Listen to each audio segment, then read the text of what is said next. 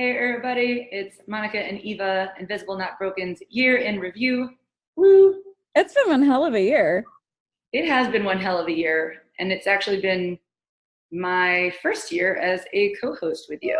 I'm so excited about that. You have no idea how happy I was after I interviewed you, and you're like, "So I want to be a part of things." I'm like, "Oh my, thank you." Yeah, I think I came on like 3 times for 3 different interviews You beforehand. did, yeah. Like we did one interview, like regular interview, like we usually do, and then we did panels on like business and chronic illness, and I forgot the other one was.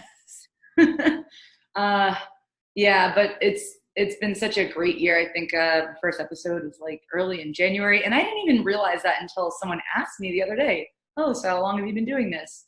You're like, "Whoa." Like, check 1 year.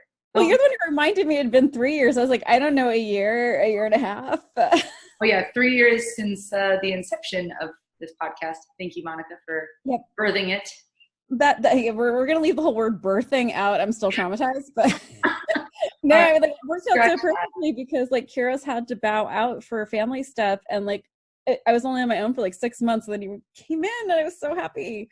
You On my really white helped make the horse. podcast amazing. Me on the right on the white horse with a cape, and then I would start going my knees because that's what would happen. Yeah, I think both of us are definitely out on horse riding. I think that is that Oh, ship has sailed. makes me so sad. I won't go into that now, but that is something I guess that happened to me this year was while I was away, I realized that my love for horse riding comes with a lot more pain than is worth the horse riding. So that's off my list. I'm sad, but is what it is. You know, new norms, make it work.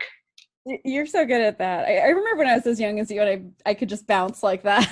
I'm not as bounce anymore, but yeah, the whole new normal thing has been a little wicked this year. I'm not as upbeat about it, but I'm glad you are.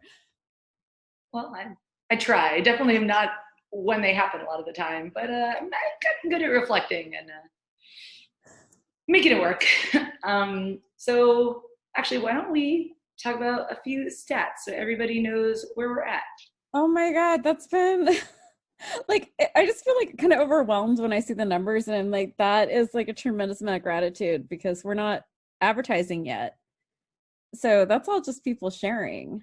Yeah, it's really tremendous how much you guys have built this community of podcast listeners, and it's so interesting because here we are, just you and me, looking through a screen, but there's thousands of you listening and learning and sharing it. I'm just so grateful. We're so grateful. In fact, we reached, as of today, we are 115,000 downloads of Invisible Not Broken. Really I freaking mean, awesome. that's just insane to me. Is I was like, oh yeah, that magical weird number that's way out in the future. Like maybe we should start talking about like in the next 6 months what we're gonna do for 100,000. And it was like that went. I don't know what to do still, but I was not expecting it to come up so fast. Yeah, we actually were planning on doing an episode to celebrate 100,000, and then we, life. But here we're doing it now. So I yay, mean, there was celebration. Hanukkah, there was, all of the celebrations. There was Hanukkah, Christmas, there's family get-togethers. It was a lot to like try to get something together in December. Lots to celebrate, but a little bit too much on the brain. A A little bit. little bit. Yeah, so we have this, I guess, is our 115th episode. And our top episodes this year were How to Navigate Life with Chronic Illness, which is when I interviewed fibromyalgia coach Tammy. Also, the financial planning for Spoonie's interview with Emily Birkin, which is actually a blast from the past. Right, Emily, like Mm-hmm. you're awesome. I still talk to Emily a lot on Twitter and Facebook, and like that was a great interview for just if you're starting to get sick and you're thinking, okay, what's life going to look like in the next 10, 15, 20 years? That is an awesome interview at any time to listen to just to start like planning out things and thinking about how you're going to handle your finances. And it's not just for people in the United States. I think this actually could work in most Oh, yeah. places. It's pretty like standard baseline advice. Yeah, it's a really good one to listen back to or revisit if you haven't before. And then the third most popular is Diagnosing Fibromyalgia by Physical Exam. and that was me interviewing Dr. Melissa Congdon. And we'll link these episodes in the show notes if you haven't listened to them yet. But of course, there's, I guess, 112 others that there are to listen to as well. I know. Well, can I throw you like a little bit of a loop, because I love doing that to people? Oh, yeah. Is there an interview that stands up in your mind, like from the last year, that you just like still think about every once in a while?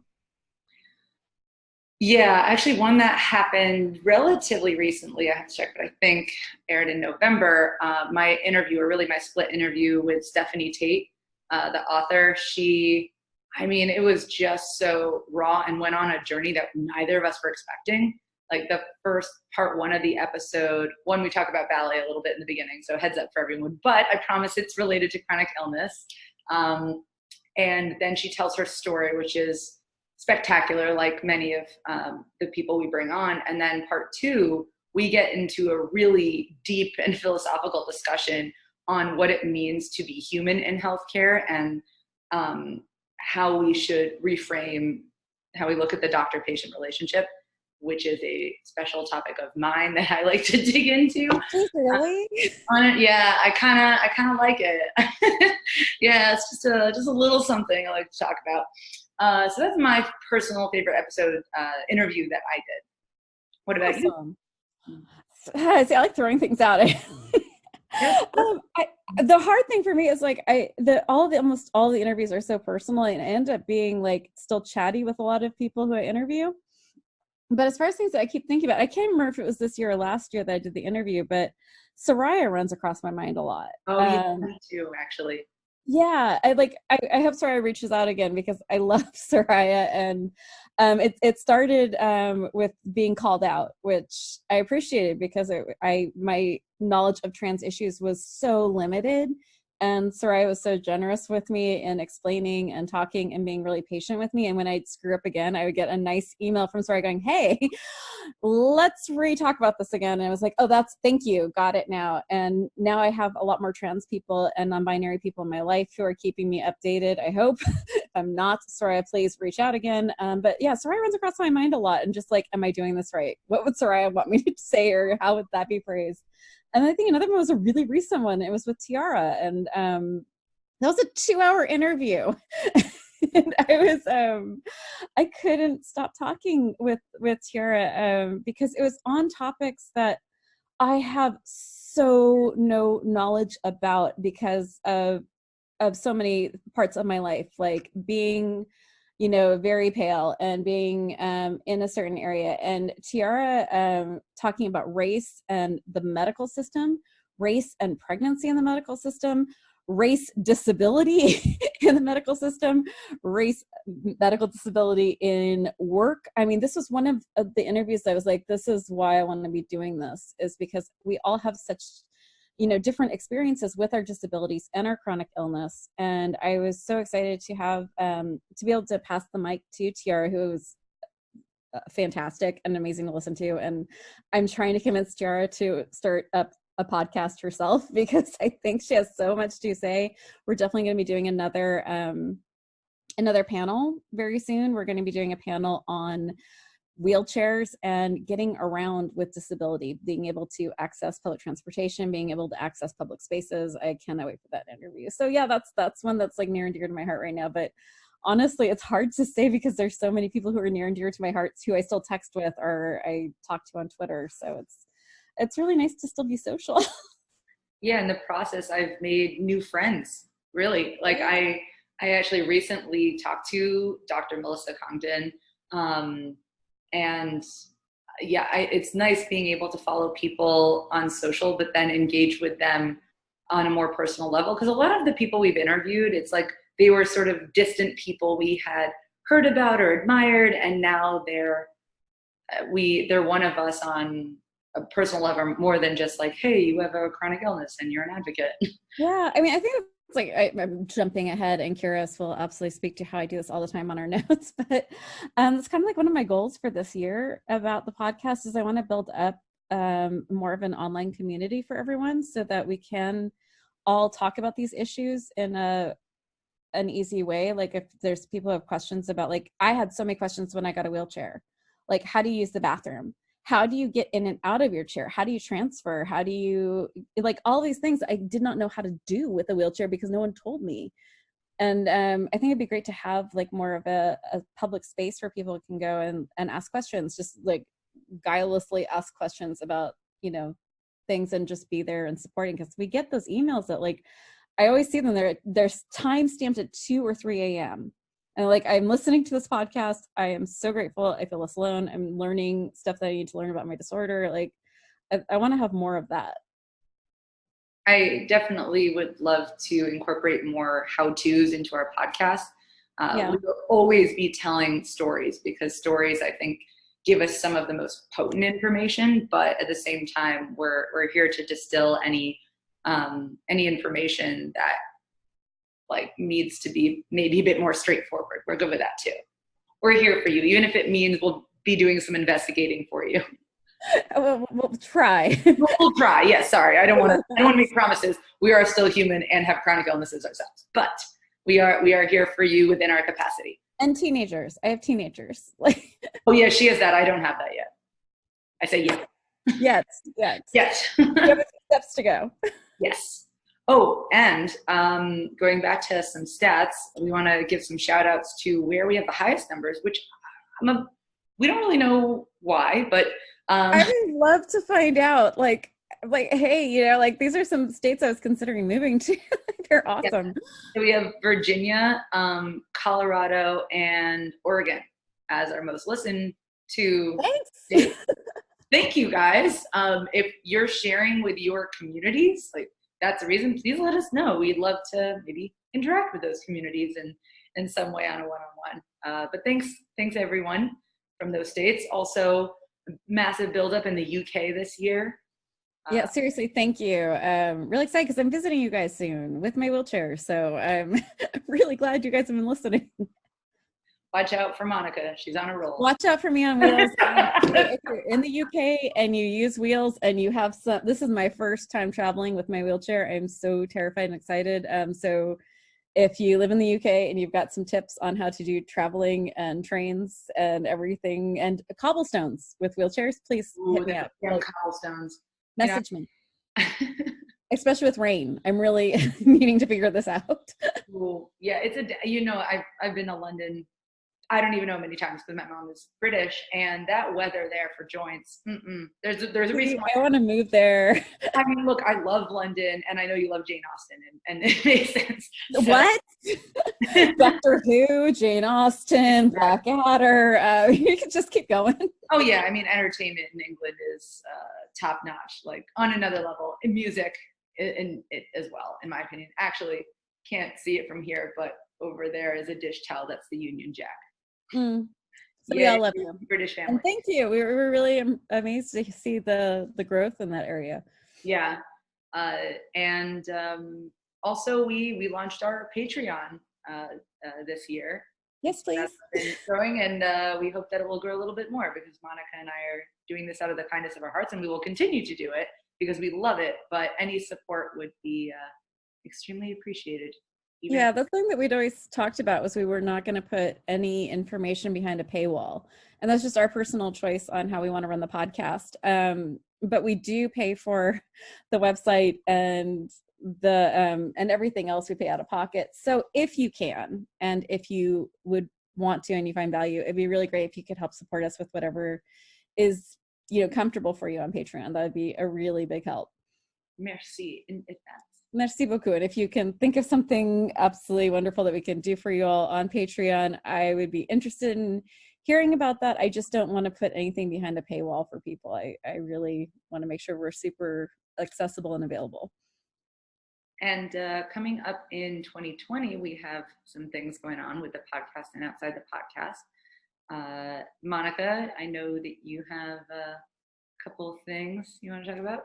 Are we talking about the podcast, or are we talking about like the other cool stuff we do with our lives, you know, with all of our free time? All the stuff, like the book and the other podcast. So I also illustrate and write children's books. So I think it's the 4th or the 5th one is coming out in February. And if you're at all interested in my children's books and my artwork, you can just go to owlentwine.com. That's my other website that I have all of my artwork on and my books. So that's kind of exciting. And then I also run a second podcast because I'm insane. I run, and Eva actually cracked me up. I didn't know she was listening to it. I had no idea. I'm a history nerd. I love history. I'm a total geek about history. And I was a little frustrated seeing that there wasn't anything that I could send my kids to listen to. So I started a history podcast for kids and curious adults. It's 10-minute bite-sized episodes, and the third season is going to be coming out hopefully by February. I'm still doing my research, but it will be the history of robots. So I had no idea that the robots started in the BC in Greece, in ancient Greece was when robots started. So it's going to be a really fun episode, and I'm having a blast. I'm having way too much fun researching it. And I'm absolutely a pain in the ass to hang out with right now because all I talk about is like really cool automatons and robots that like went back into ancient world. And look, I will be listening. I will be listening. I am one of those curious adults. I appreciate it. Thank you. It's all weird stuff like history of pugs and history of circuses. So it's not standard. Like there's no history of certain wars or anything, or it's all just very randomly fun ephemera. Yeah, I think that was it for me, right? For my extra stuff. Yeah, I know that you mentioned that you've taken on a bit more of a lifestyle within wheelchair. Oh, we're gonna go into like the stuff that changed. Okay, yes. Yeah, I guess that was stuff that changed, yeah, over the last year and more to come, I guess. Oh my God. Going forward. Yeah, my health kind of took a nosedive this year, which was part of what I was so grateful for you coming on, because I didn't have the physical ability to continue the podcast the way it was going just by myself. So thank you. And so I have Ehlers-Danlos. If you're kind of new to this, or if you're new to me and you mostly listen to Eva, I have really I dislocate all the time, like 5 dislocations a day, and they've gotten much more significant and harder to put back in. So I'm much more wheelchair now, where I used to be like wheelchair some of the time and canes most of the time, and sometimes walking. And now walking's almost, down to just a few steps, and canes not very often at all, since the rib and the shoulder don't stay in place anymore. Now I'm mostly wheelchair, which has been a big shift. That was very different and a lot to learn. I didn't realize the learning curve on wheelchairs. Just crossing the street is a huge learning curve in a wheelchair. So that's been very new for me. And I have a new wheelchair, which was very exciting. It's a mechanical one. So yay. Very exciting. Thank you, Will. Not that you sponsor me, but I really appreciate the cool wheelchair. So yeah, that's been the big difference, was the heart started to go really bad with the POTS, and the mast cell got pretty intense, and a lot more wheelchair. So that's been the big health change for me. How about you? For me, a lot of little things just intensified. So I have, if you guys don't know my story very well, I have hypermobility syndrome, which is not EDS, but similar in nature. I have hypermobile joints. But they do not dislocate, at least not yet. And I have fibromyalgia, which a lot of you know fibromyalgia. It's basically the crapshoot, and I just have all sorts of sensitivities and pain that don't really align. That's a weird way to sort of summarize it, but sure, let's go with that for now. That's also how my doctor summarized fibromyalgia. It's just like a lot of different things. It's a lot of sensitivities. It's a lot of pain. It's a lot of fatigue, and everybody has variations of how, like, the gravity of those things. Yeah. For me, a lot of them got worse. So like right now, any joint I put any kind of pressure on, it all really hurts a lot. And fatigue for the first half of this year was terrible. I mean, like, I needed to give myself so many stimulants. That sounds bad. I did not do cocaine, but like I did, like, a lot of coffee. Oh, make the podcast more fun. Go. No cocaine, but sure, like legal equivalents, let's just say. And it was just exhausting. It was so exhausting. And then I did work a lot harder on my mindfulness and stress reduction. I pulled back from certain things. Interestingly, I took on the podcast, but that's made me really happy. So, and then halfway through the year, actually all that shifted when, again, I started to do things a little better, but I actually cut out caffeine. which seems like the opposite, right? Yeah, no, I can't with you. I don't know, Monica. I'm probably, I study nutrition science, and I just did it kind of for the hell of it because I was doing like a cleanse, and my fatigue dropped so much. And I'm not saying everyone should drop caffeine. Like, it happened for me because I've dropped caffeine before in the past, and fatigue didn't change. My fatigue is completely different now, and I'm much more alert, and the gratitude I have for that, I cannot explain, especially someone who has a startup and the podcast and tries to be a wife. You know, No, I'm so glad you found something that works for you. I can't even begin to process in my head like not having my coffee in the morning. oh, I still have coffee. It's just decaf. I Yeah, love no, coffee. Coffee. That is, Yeah, that's I know. coffee. No. Do you know how much I have this weird judgment on myself when I go to coffee shops? Because I've grown up in coffee shops since I was 10. I love them. And then when I ask for decaf, every time I'm like, I'm one of those people. Yeah, No. you're one of those people now. Anyway, so maybe that will work for some of you. For whatever reason, I really cannot tell you. It made a huge difference in my life. I still have brain fog and fatigue, of course, but it is like night and day from what I was earlier this year. So that's my big positive change. Right. A lot of pain and really bad sleep. But anyway, I won't go into that right now. So I guess with me, what's coming up this year is very, very excited to let you all know that I guess I'm not excited. Someone else is really excited to talk to you. Someone was excited to talk to me, but it wasn't. Anyway, I'm very excited to tell you all that I was chosen for a TED Talk. It will be happening February 7th, 2020.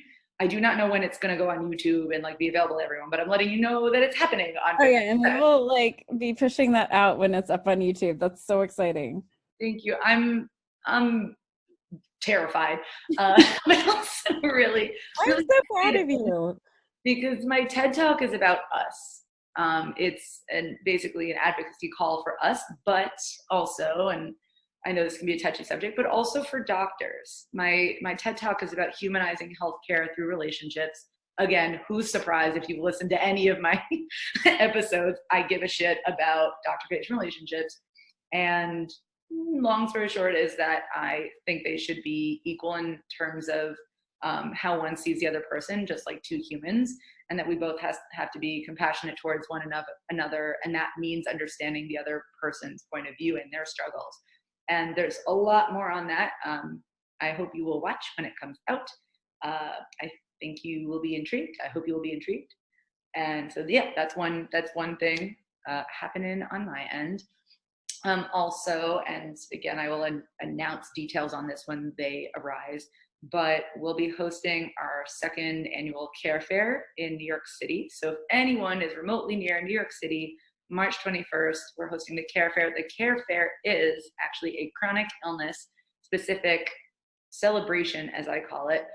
It's like a party where we celebrate health and like taking care of ourselves, but not in a like a woe is me kind of way I have to do these things, but like actually getting excited about self-care. And it's fun, and we have like adult coloring books and photo booth and speakers and like fun group activity. It's a hoot. Like, I had so much fun last year. It was brilliant, and we're going to do it again this March. So if you're in New York City, we'll give you details later. And lastly, okay, something I did this past year that I'm going to continue is, and I know people might have weird opinions about this, but I decided. Oh, but people on the internet have opinions? Oh, yeah. What? Actually, forget the people on the internet. My parents and my husband have an opinion on this.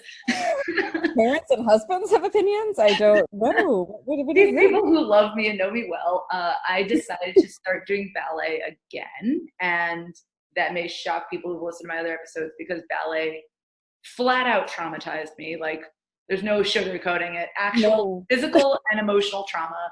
And I know it did to you as well, Monica. I think ballet is just there to traumatize, when you're at that age, like when you're at an age where you're like, am I going to go like all the way with it? It's a pretty like intense thing. If you're enjoying it, that's a very different thing. Yeah. So now I obviously didn't go back to being like pre-professionally trained, doing it 5 hours a day, but I missed it so much. I mean, so much that I started crying to my husband randomly one afternoon, woke him up from a nap, and I was like, I miss ballet.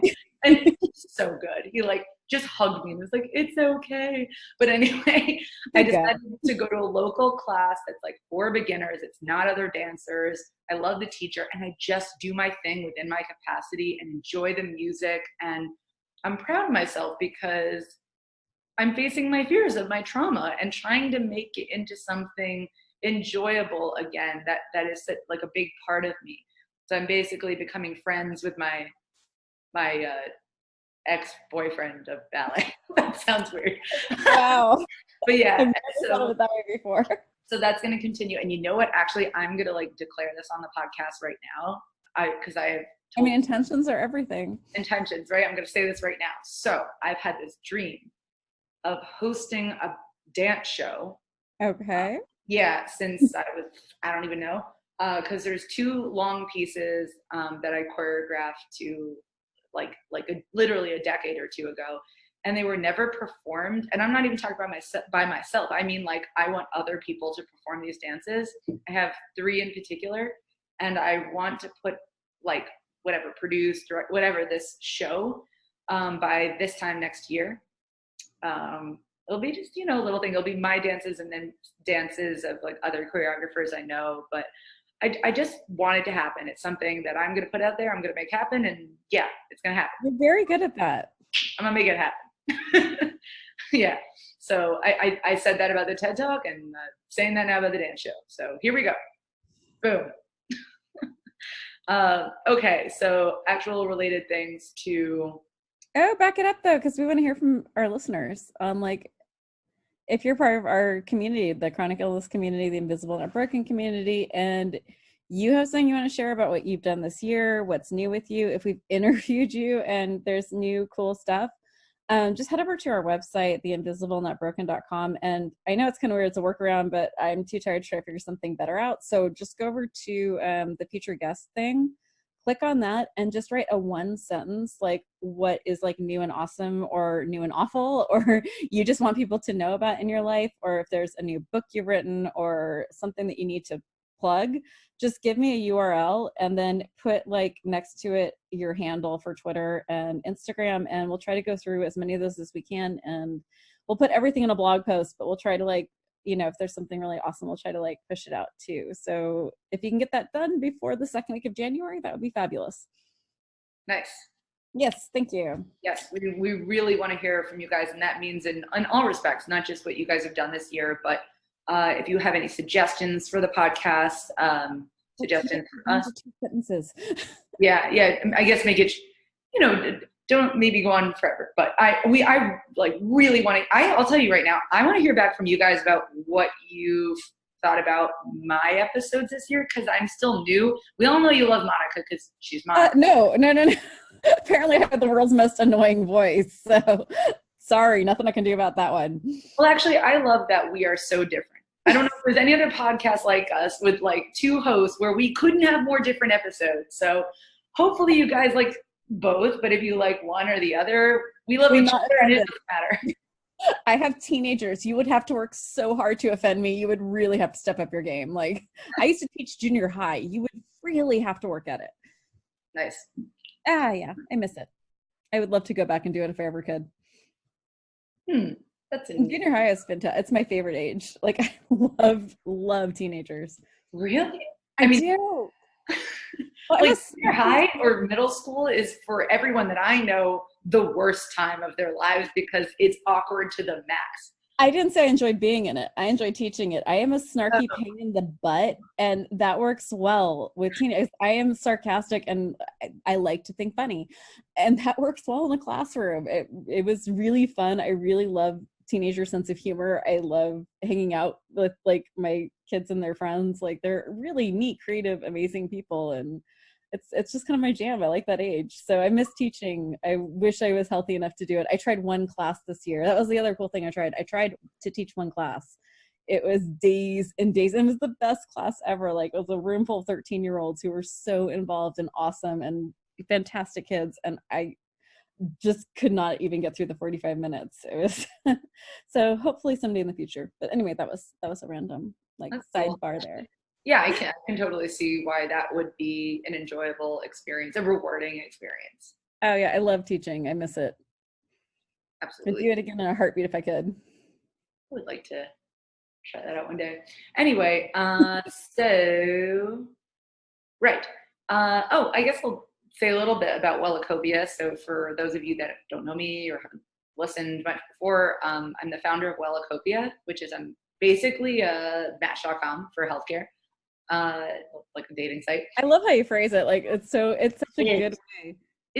That's how it works. Like there's really no better way to. No, it's super clear. Everyone knows what, like even us like long-term married people know what Match.com is. And it's like, oh, for healthcare, got it. Yeah, Match.com, eHarmony, OkCupid, whatever. Just not Tinder. No swipeys. God, I'm old. Yeah. Okay. Yeah.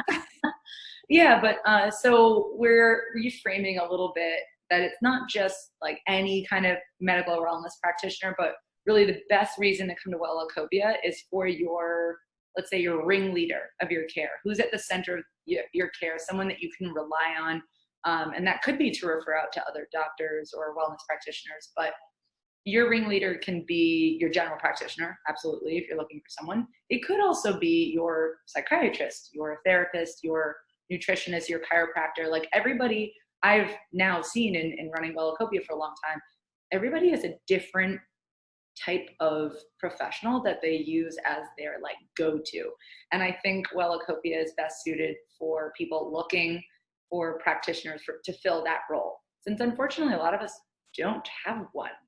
Like, it's like, oh, I have my specialist and they give me the drugs, or like I get what I need from them, but they're not my person that I can go to, that I feel really knows my story, and advocate for me and introduce me to others. So if you're looking for that person, come to WellaCopia, and I'm more than happy to help you out myself if you can't find someone just yet. Yeah, you are like psychotically hands-on. Like I'm so we've talked about this. So like I don't like I've worked in business like for 10 years. I was in business, and like I don't know how you keep that level of personal involvement. That's amazing, your level of commitment to this. Thank you. That's really nice to hear, because sometimes I don't feel that way. And well, yeah, I mean, we're all gonna hate on ourselves, right? It's like we can never do enough. Like everyone's talking about their New Year's resolutions right now. I'm like, I really I kind of want to reframe like the whole how we do New Year's resolutions. Like, I think hating on ourselves needs to be something that we start working on for like next year. Like, not doing that. Like, really, like being like as like what so like what I tell my teenager, which is like when I hear the whole hating on self, it's like you can't say something to yourself you wouldn't say to your best friend. Like, if you wouldn't say it to a friend or an acquaintance, you may not say it to yourself. So I'm working on that one too, because I certainly have to work on that one. And I'm trying to work on being kinder. Like that's one of my big New Year's resolutions is I get fired up. Like if you've heard my episodes, you know, there are certain issues that I have a hard time maintaining a middle calm ground on. And I've been researching like Mr. Rogers and looking at how Mr. Rogers handled huge, massive issues that were going on in the world at the time, and how he handled things, I think is beautiful. And it's something I am trying to aspire more to. So I not having any like crazy New Year's resolutions, except like being kinder to others and myself. How about you? Do you have a New Year's resolution? I do, but I gotta say, I don't know if you've thought about this. The tagline that you created for this wonderful podcast is "Be kind, be gentle, be badass," and I think that's perfect. Right? It's a good resolution. Like, like being gentle and kind does not mean you're not going to fight for rights. It does not mean you're not going to stand up against horrible things. You are absolutely going to be brave and stand up, but you will do it, you know, without dehumanizing others. Wait, you want to know something crazy? I haven't thought about it until this moment. I came up with a mantra for the last 2 to 3 years, and it is almost equivalent to "Be kind, be gentle, be badass." And I did not think about it till now. So mine has always been, I am good, I am strong, I am unstoppable. Oh, that's beautiful. Like literally aligns really well. Just rephrased, right? Yeah, like and for me, like they can mean a lot of different things in the context, but usually I'm good means I am a good person. Like my intentions are always good, even if I fuck up. Like, yeah, that one. That's important right there. Like seriously, like if, I'm thinking just framed as a parent because that's like 90% of my world right now is like I will fuck up so bad and I'm sorry, but it comes from love. Like it's right. never ever done to be mean. So yeah, I'm good. I'm strong. Obviously, can pertain to chronic illness. Like I am not a weak person, even if I'm physically weak at times. Ooh, I am a yes. strong woman, a strong human, and I play a strong role in, I guess, all the roles of my life, like entrepreneur, wife, friend, what have you. Hopefully, co-host of the You podcast. are awesome, strong. I could not have made it. Like there is seriously, you guys don't even know how many like emails go back and forth of please help me. I don't even know how to process this. Like, please deal with this. And oh yeah, and then unstoppable, I guess, is the badass thing too. Like unstoppable, when I think about the word unstoppable, it's like nothing can get in my way. And I'm making this happen. And so yeah, so I guess our mantras are pretty complementary to each other. You know, it's kind of funny because we are very different people, but our values are so aligned. Like, and we're in different, very different parts of our lives right now. Like we're in very different spaces, but our values are so like lined up. I think that's why this works so well. I just wanted to do a quick shout out. Some of you have been really kind and thoughtful and have like messaged us or like written about Kuros. He's doing okay. He's been through a lot this year. There's been a lot of changes for him. He really had to bow out to take care of some health issues and take care of his family. He still thinks about all of you. We talk all the time. He's one of my best friends, one of the dearest people in my life. So he is absolutely thinking about you guys. He's doing okay. Hopefully he'll come back on for a little chat. But yeah, I just wanted to let all of you know who are worried about him. He's still around. He's still being wonderful, but he is dealing with a lot right now. I've actually been wanting to do an episode with him for a long time. Oh my God, I will hook you two up. He's such a blast. Actually, I'm getting together with him day after tomorrow, so I will let him know. Tell him I said hi. I will tell him you said hi. So we had our fun part because you and I have like, well, I don't know how much extra time you have, but I've been like knocked into bed for weeks at a time. So I've had like actual time to read books and watch a whole bunch of shows. I thought we'd go through some of our like favorites of the year that we Yeah. fell in love with. Did you want me to start or do you want to start? Why don't you start? Okay, so anyone who knows me knows like my book for A Desert Island was The Night Circus. It was one of my favorite books for like 10 years. And I waited, I don't know if it was like 7 or 10 years, but I waited so long for Erin Morgenstern to write another book. And this one was even better.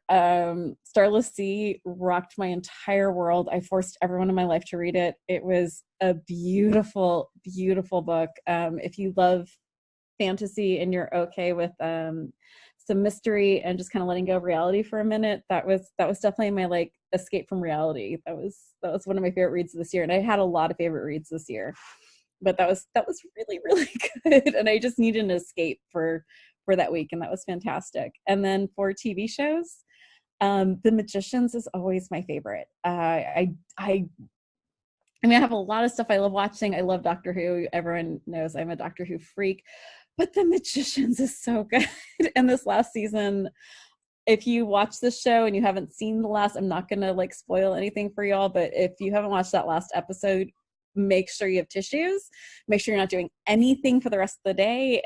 And yeah, that was a really good show.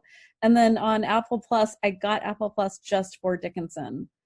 And that was a biopic of Emily Dickinson when she's in her 20s, and it's really cool because it's like right before the Civil War, and they're talking about how the country's never been more divided and how no one can be civil to each other.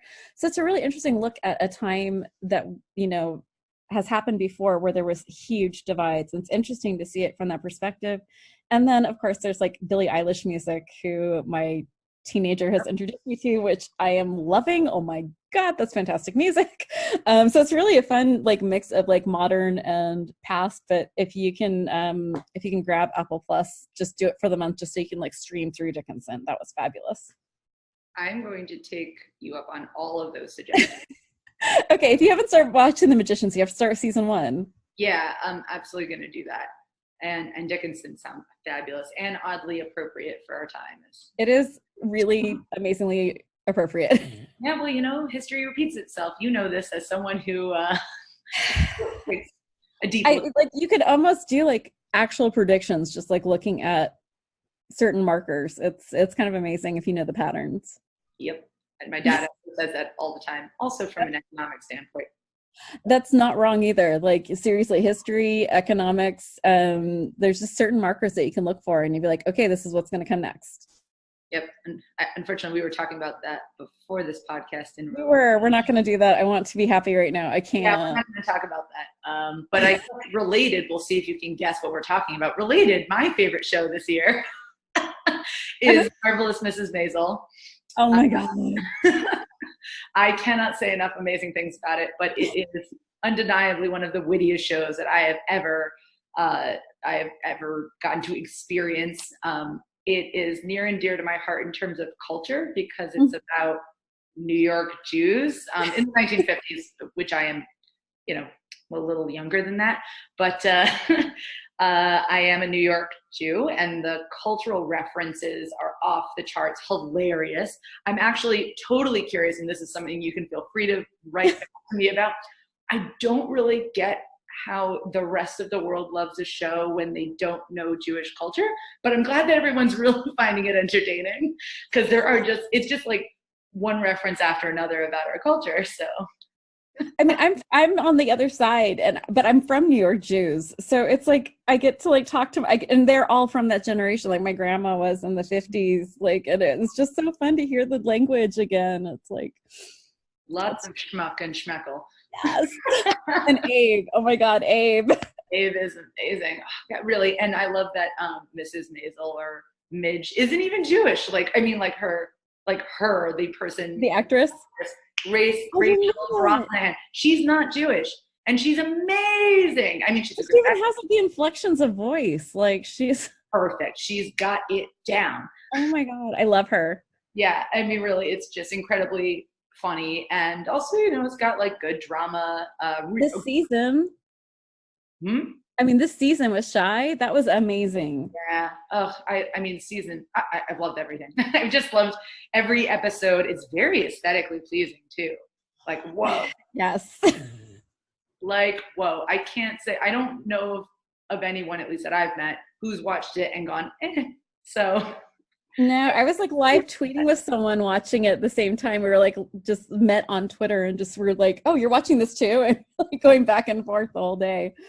Yeah, so that's a good one. As for, I guess, one other TV show that I really enjoyed just recently was my mother-in-law made me watch Fleabag. Your mother-in-law made you watch? My mother-in-law is badass, by the way. I want to meet your mother-in-law. Oh my God, no, my mother-in-law is like the sweetest, Miss Lovely. I would never even let her watch. Like, oh my God.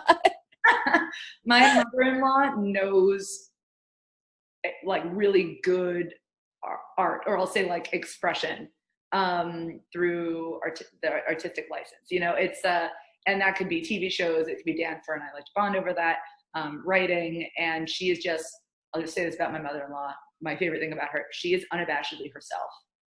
Wow. Which is really good for mother-in-law. I never have to wonder how she feels about me, so that's really great. But yes, she introduced me to Fleabag. I only watched season 2. Actually, I feel like I want to hear. You watch the first one? No, I actually didn't watch the second season. I mean, the first season. I mean, the second season was. I had a hard time watching the first 2 episodes, and someone like convinced me to give it another try. Second season, I thought was really incredible, but yeah. I mean, and Hot Priest and the Fox.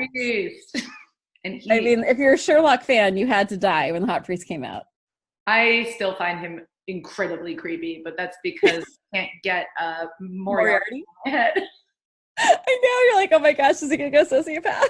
Yeah, and if anyone hasn't seen Sherlock, like the show just Sherlock, I actually think that's the best show to ever exist. That's me personally. That show is so good. I've rewatched that, except I didn't like the very last season, but all the seasons before, I was like, I've rewatched those episodes so many times I could like riff them all. Yeah. It's like Doctor Who. I've seen each episode so many times. I know the whole script.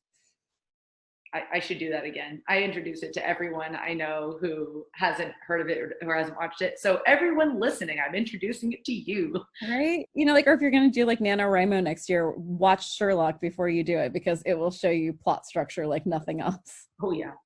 Okay, and then the one last thing that I really enjoyed this year was pretty much everything Brene Brown, who is a social researcher on like vulnerability and courage. I think she's like the most or one of the most watched TED Talks of all time. Definitely like top 10, definitely. And she's two. And I read her book, her most recent book, Dare to Lead, but she's got a bunch of other books. And and she has a Netflix, I don't know what to call it, like show or one episode of a recording of one of her talks called Call to Courage. And I absolutely cannot do her justice of like explaining the impact she's had on my life and everyone that, anyone who reads or watches her. But she explains what vulnerability is. Like, we all see it as weakness. I think everyone translates vulnerability to weakness or spewing out all of your secrets, which is not what it is in the slightest. In fact, I think everybody lives a life in which they are vulnerable. Like, no one bypasses vulnerability. But I think for us as people with chronic illnesses, we experience vulnerability.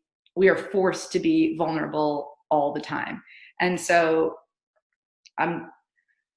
don't take my word for it, you should listen to her, but vulnerability in her definition is being yourself, like not being scared, being courageous by just being who you are and admitting that you have flaws and that you are real. It's like the opposite of perfectionism.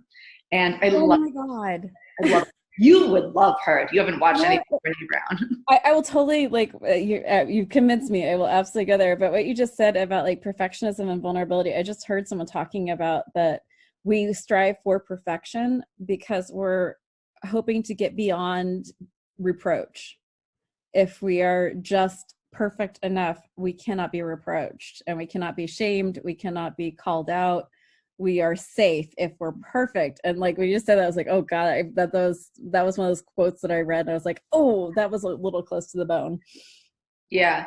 She she is a shame researcher. That's actually like her expertise. And she's been doing it for like 25 years. She's a spectacular human being. And I love that when she talks, she references her life and also how she's so human that despite her studying all this, she goes through it all the time, like being scared to be herself. And like about her TED Talk, I mean, when she gives her second TED Talk, she talks about how she was so upset about her first TED Talk. And she's like, I hope no one sees it. And it was, like one of the most popular in the world, like, I don't know, like 40 million views or something crazy. Anyway, she's like on Google, she's known as research professor at the university, blah, blah, blah, blah. Oh, actually, that's not interesting. Never mind. Okay, well, I have one for you. What is another podcast that you listen to? Another podcast I listen to? I actually listen to a lot of podcasts. That shouldn't be surprising given that I have one. But not shocking. Yeah, not shocking. Let's see. I actually really like Tim Ferriss, which is not everyone's cup of tea. But Tim Ferriss, I think, is an excellent interviewer of people that are like it's funny, I listen to it all the time. I don't know what he says. They are world-class performers, right? And it just gets me jazzed. Like I don't listen to his interviews and think, oh, goddamn, I haven't done any of those cool things. I'm not nearly as cool as these famous people. I actually get really inspired by them. I feel energy when I listen to his interviews. And it's funny because he started a podcast because he was overcoming a fear of public speaking.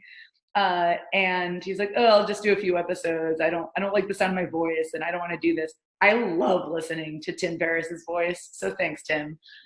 I actually photographed him back when I was a photographer. I got to photograph him and meet him. He's a really nice person. At least the time I spent with him, he was just a great guy. And I love the podcast. It's actually something I listen to just to like learn how to ask better questions. I absolutely agree with you on him, and that podcast is really good. I jump around a lot because like when he had the Neil Gaiman episode, I'm like, just gonna listen to this like 5 times. And yeah, I definitely re-listened to a number of his episodes. So that's one of them for sure. I'm glad that you like him too, and that you liked him in person. So that's nice. that was kind of a cool thing to find out. He was actually really like, You don't know what someone's going to be like until you meet them. And it's like, oh, wow, this is a really nice person. Yeah. Ooh, that is good to hear. And well, I just started really listening to Tara Brock's podcast. Actually, I can't remember. It's a mindfulness podcast. So I've Okay. started doing a lot more mindfulness work and meditation. And that's because this is actually my New Year's resolution. Like on a personal level is I listed all the things, I'd love to accomplish and be better at and blah, blah, blah. And meditation was one of them because it really does help me with my stress. And also I just interviewed Dr. Brianna again and all about mindfulness meditation. And as I'm writing out the list of all these things I want to do, I realize that the one thing on this list that will positively impact all the other things is mindfulness and meditation. So that is my big focus this year, and doing something proactively with it every single day. And when I make a declaration like that, I will do it. So yeah, it's my thing. You are good at like declaration and do it. I'm very impressed by that. Thank you. But the key is to only really do like one thing in a certain category, or maybe just one thing in general. But like, my goal this year or something. That's where I screwed up. What? Yeah. Everyone's like, I'm going to do this. And then, yeah, no, this is where baby steps come into mind. So for me, baby steps, there could be a goal I want over the year, little things, but you got to take it piece by piece. And that also for me means if there's one big one, like a big push, right? Like what do they call it? A moonshot? I think that's the term that's I'll take it. In existence, a moonshot goal. So my big one this year is going to be having this dance show, right? Like it sounds like if someone asked me how I was going to do that right now, I'd be like, I don't fucking know, but I'm going to make it happen. I'll have to time my New York trip for that. Yes, that would be great. Yeah, okay. I mean, I could go on about like a bunch of stuff, but I guess I will wrap that up by it's all really good. Baby steps towards any goal, and just not putting so much pressure. Maybe picking one big, like what's the most important thing, and everything else can be like, oh, I'll do bits and pieces here. No pressure. I'm going to remind that because I know you're thinking about having children. I'm going to hold this recording for you. You're like, so Eva. Oh yeah, I fully admit I do not have children yet. I do have a startup, a chronic illness, a husband, and a podcast. But did I say podcast twice? I don't know, but it sure feels like two things. I don't know. Yeah, sure. But I think about, this is where this might be a negative thing I do. I really can't tell, but I think about what my life would be like right now if I had children all the time. Yeah, you don't get to like only have them part of the time. Usually. Yeah. No. I meant like consistently over the past year, because I know I want children somewhat soon. I think about what would my day today be like if I also had children? Like what would change about this moment, this day, this activity? And so I'm mentally preparing myself, which maybe is the wrong thing to do. I can't tell, because now it's like maybe I should enjoy this time and not think about that. I don't know. We could have a whole nother episode on that. Yeah. Okay, we've come to an hour, so I think we should wrap it up on that note. You guys can all make fun of me later when I have kids. I don't like whatever. I will definitely head in. Oh, I just wanted to mention real quick, because we totally line up on the Tim Ferriss, but if you're looking for something just kind of like crazy fun and you miss having bedtime stories read to you, LeVar Burton, I swear, LeVar Burton reads will just take your blood pressure down. Like that man's voice just is so calming, and he chooses the most amazing short stories and he just reads them, and it's beautiful and fantastic. And you get to hear short stories from authors you might not have ever considered picking up a book for, and you really just start falling in love with that. And it's also a very relaxing way to finish off a day. And then I also listen to Myths and Legends, which is a really fun, snarky podcast about myths and legends. And I am a myth freak, and I still didn't know half the stuff he talks about, and it's really fun. And then the Minimalists, I definitely have issues with them sometimes, but it's been one of the most helpful podcasts I've listened to on how to deal with people in my life. And also that I tend to shop to feel like I have some level of power and interest going on in my life. And that's really helped me break that habit. So I do recommend their podcast. I just putting it out there, I have issues, but they're their advice I found really helpful for not shopping and for also how to lay out boundaries with people. So that's my 3. Excellent. Thank you. All right. Well, we will put all links to these in the show notes. That's going to be fun. Just so glad you're recording this. It's not my problem. I'll give you more stuff to link. Yay, lots of links. But I hope this episode was chock full of juicy tidbits and reminders and just a reflection on the past year and what's coming. And Monica and I email us with what's been going on for you this past year, what you're looking for this coming year in the podcast, and even yourselves if you want to tell us what your New Year's resolutions are. I know that's that'd be fun. Yeah, I would love to hear whatever. On Patreon, we should put like a little quiz on Patreon so people can vote on New Year's resolutions. I love that we just come up with shit while we're talking on this podcast. That's what we do like once a month is we talk for like 3 hours and come up with stuff. Monica and I always set up like half an hour to talk, and then that never works. Multiple hours later. I always think like we should be recording this. We really just should, I think, like, and just have them as like extra behind the scenes stuff because they're pretty funny. Yes, so our banter gets quite interesting. All right. Well, on that note, we're going to close it down for 2019. Yep. And thank you. We are so grateful for all of you. Like, really, we are moved. Thank you for listening and sharing. And everyone, be kind, be gentle. Be gentle. Be a badass.